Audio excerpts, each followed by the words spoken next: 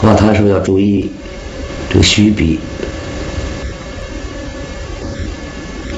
好，下面就完成了。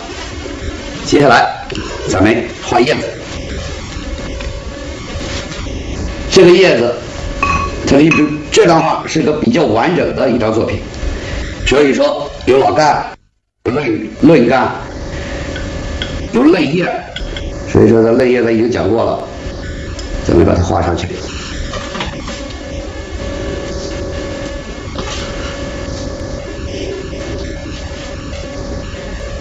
这种颜色是很漂亮的，顺着用这个笔，顺着这个笔就把它的小叶茎给它加上去了。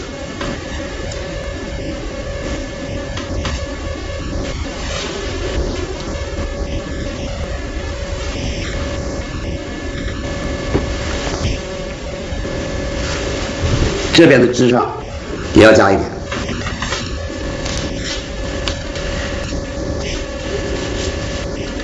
画的松散一点，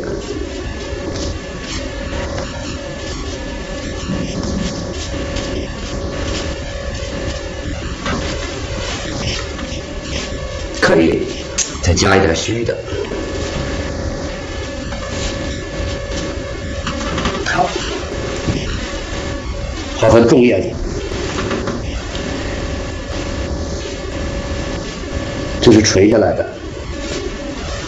这地方是上去的，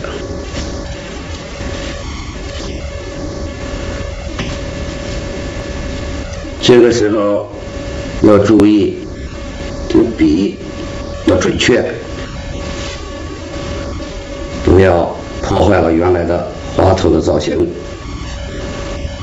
这一笔墨，尽量的在这一次用完以后。再去加墨加水。这张画的构图呢，它是一个横幅的作品，斜出的枝，主要的花头放在了画的下一部分，在上一部分呢画了两只鸟，给它互相呼应。哎，朋友们，这张作品呢，现在基本上就已经完成了。这个希望朋友们呢，把这些学到的东西组合起来，多练习。